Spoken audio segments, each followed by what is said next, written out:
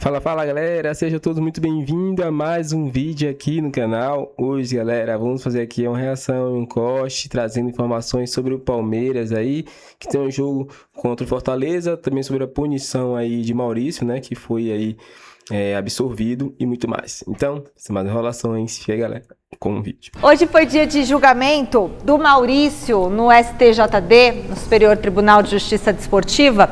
Silvestre, depois de tanta polêmica sobre esse assunto, o jogador foi punido ou ele escapou da suspensão?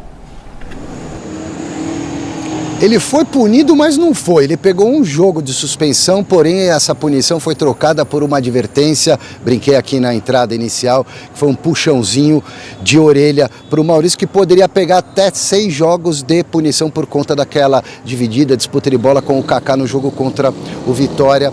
O zagueiro do Vitória cortou o queixo.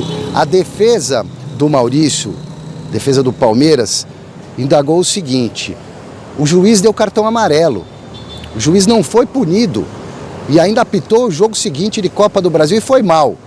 Então, se o juiz também não foi punido e entendeu, como a arbitragem é soberana, que seria um cartão amarelo de bom tamanho, não faria sentido o Maurício ser punido no tribunal. O relator entendeu diferente. O relator queria que ele tivesse sido expulso e o árbitro denunciado. No final das contas, um jogo de suspensão trocado por uma advertência, Maurício livre para jogar.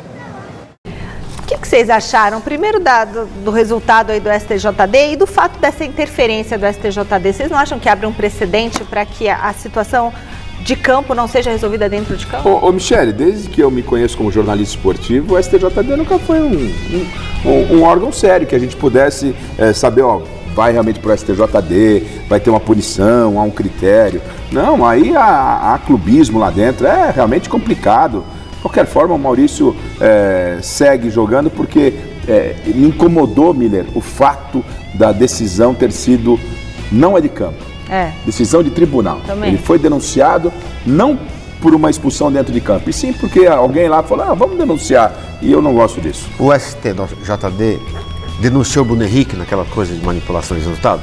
Não, muito pelo contrário, absolveram o Bruno Henrique. Quer dizer, então acho que depois disso, como é que você vai levar a sério esse órgão? Como é que eles querem julgar? Eles querem punir o Maurício naquela jogada de cartão amarelo? Uma jogada, Michele, uma jogada corriqueira de futebol, jogada normal. Já pensou esse precedente? Tudo ele não foi expulso, e o tribunal queria puni-lo 6 jogos? Sim. Pelo amor de Deus. Marcelo Baseggio, sua opinião a respeito desse caso envolvendo o jogador Maurício do Palmeiras? Olha, Michele, a pressão do técnico Abel Ferreira, que é uma pressão recorrente, o Anderson Barros também tem batido muito nessa tecla da falta de critério do STJD. Internamente no Palmeiras, há a crença de que o clube está sendo perseguido pela entidade. Pelo menos dessa vez, o STJD foi mais coerente ao ver dos palmeirenses. E, na minha opinião, também, porque o Maurício não foi maldoso nessa cotovelada, não merecia ser suspenso, então ficou de bom tamanho. Eu acredito que dessa vez o STJD acertou no julgamento. Tá certo. Agora chegou... Das 3 decisões mais polêmicas que geraram tumulto, vamos dizer, no jogo, vamos dizer assim, no jogo, foi o quê? O lance do Maurício, que a gente vai falar agora, e as 2 expulsões, as 2 decisões do Vitória, não é isso? Isso. A CBF considerou que ele acertou, ele, a equipe de arbitragem, todo mundo ali, o time acertou em 2 delas que foram publicadas pelo áudio de vídeo, pelo áudio do VAR, não é isso? Então, de 3, temos a certeza que a CBF considerou que foi acerto em 2 delas já de cara. E na terceira, que é justamente, quer dizer, cronologicamente a primeira, que é a história do Maurício, eu volto a mencionar o texto, a frase que está colocada lá no centro de treinamento do VAR, que é: a decisão em campo permanece correta, a menos que haja evidência clara, foco na evidência clara de que está incorreta. Então o lance do Maurício gerou tanta turbulência e tanta discussão se deveria ou não ter sido expulso e tal, essa jogada aí que a gente está vendo, o árbitro de campo interpretou com cartão amarelo.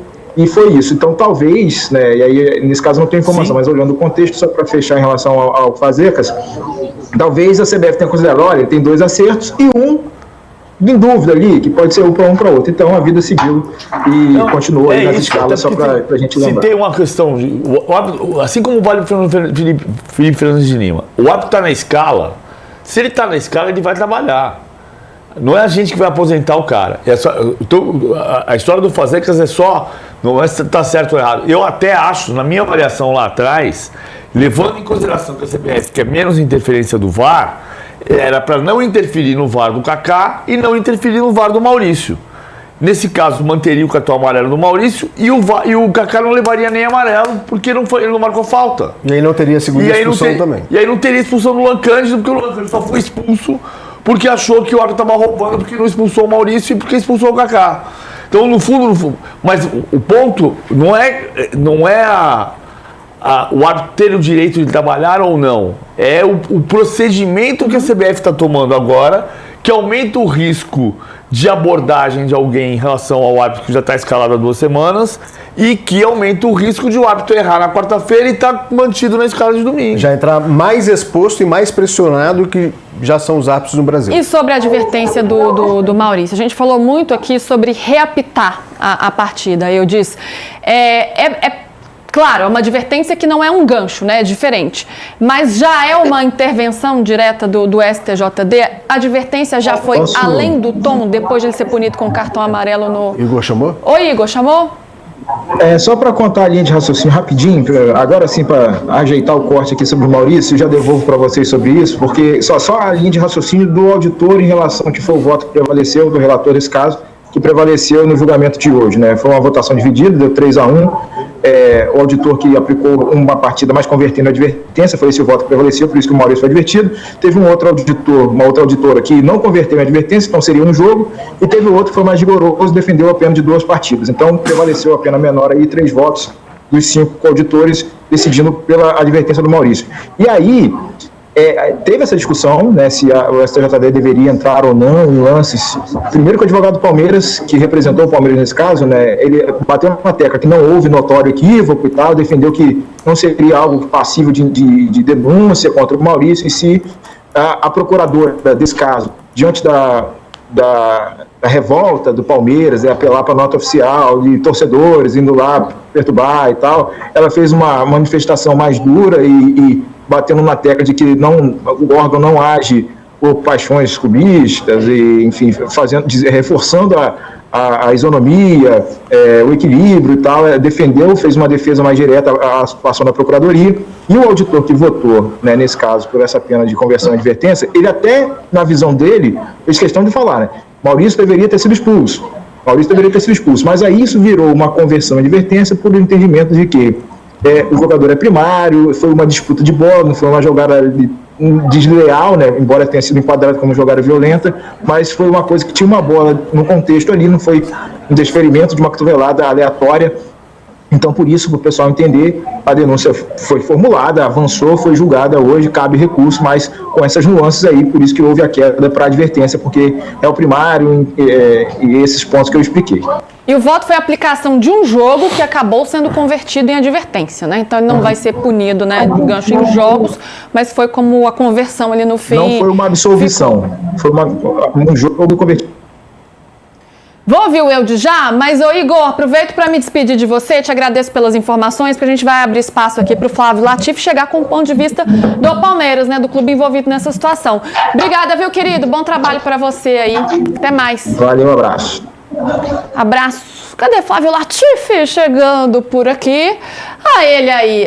Gente, esse topete... Tá tão grande esse topete que tá passando o telão, ó, aqui, tá vendo? Isso, não tá nem quadrando mais, de tão grande tá esse cabelo. Latif, amigo, tudo bem? Vamos falar então dessa decisão do STJD, né? Como é que o Palmeiras recebeu, o Palmeiras que já tinha se manifestado, né? Já tinha ficado ali bem indignado com essa denúncia, e agora como recebe essa sentença do Maurício. Boa tarde, meu amigo. Boa tarde, Lu, PVC e outros pessoal que está acompanhando a gente. Pois é, o Palmeiras fica satisfeito, né, porque o Maurício acabou não levando nenhum jogo de suspensão, mas ainda incomoda o fato de ter sido advertido, né, e ter virado uma multa. Então isso incomoda o Palmeiras, porque na visão do clube isso não deveria ter acontecido, né, o Maurício não deveria ter sido denunciado E até tem uma questão curiosa, né, porque foi uma matéria que eu publiquei ontem no UOL, dizendo que o Maurício foi o único jogador no código A111, né, que é por atingir o adversário de forma temerária, que foi denunciado pelo STJD, 49 casos, e só o Maurício foi denunciado pelo STJD. Inclusive o relator Luiz Gabriel, que foi um dos responsáveis pelo STJD hoje, ele acusou a gente de fazer fake news, o que não é verdade. Ele cita Red Bull, Bragantino e Fluminense, e a gente está com a súmula e não procede a informação, então fica aqui registrado essa questão, e o Maurício está livre para poder atuar pelo Palmeiras, mas existe sim, Lu, esse incômodo ainda mesmo assim o STJD ter aplicado uma advertência e uma multa para o meia do Palmeiras. É preocupante porque, de qualquer forma, já houve uma intervenção do STJD que, na minha opinião, denuncia mais casos do que deveria, leva a julgamento mais casos do que deveria. Então, assim como o próprio Sandro Meirahit, agora à frente da Comissão de Arbitragem da CBF, defende uma menor intervenção do VAR no jogo, e o VAR é importante e deve existir e deve fazer as suas intervenções nos casos previstos e não naqueles interpretativos, a mesma coisa para o STJD, que, a meu ver, vai muito além em frequência, na quantidade de casos e também na interpretação de casos, que dá margem a isso, reapitar uma partida, reinterpretar a regra de acordo com quem está julgando ali, e não deveria. Então o STJD vai muito além. No caso do Maurício, ao fazer essa conversão, o jogador felizmente não foi punido, porque na minha opinião não deveria mesmo ser punido, porque seria reapitar o jogo caso isso tivesse acontecido, mas abre um precedente para o próprio Maurício, caso qualquer coisa com este jogador volte a acontecer, ou para um outro atleta, se a avaliação for de que esse atleta não é primário, como foi a consideração feita para o Maurício. Ou seja, abre as portas para intervenções indevidas do STJD. Então, assim como eu gostaria que o VAR participasse apenas nos casos previstos e se limitasse a isso, o mesmo vale para o STJD, que é intervencionista demais no futebol brasileiro. Então é isso, galera. Chegamos a mais um fim de vídeo aqui no canal. Falar notícias aqui sobre o mercado da bola também do Palmeiras, né? A gente sabe que Leila falou, né, que praticamente não vai trazer ninguém. Mas quando surgem oportunidades assim, não pode vacilar, né?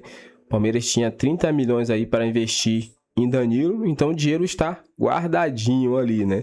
E surge a proposta aí de que Luiz Henrique possa pintar no Palmeiras. Ele está sendo oferecido aí ao futebol brasileiro, ele quer voltar para cá, então pode com certeza envolver uma venda de jogador, né? No caso, né, colocar um jogador do Palmeiras mais um valor em cima e contratar Luiz Henrique, que seria uma contratação gigantesca aí no Verdão. Mas é isso. Será que esse time que tá agora tá ótimo, ou você queria uma contratação como o Luiz Henrique no Verdão? Comenta sua opinião aqui pra gente, deixe seu like, se inscreva no canal, galera, e até o próximo vídeo.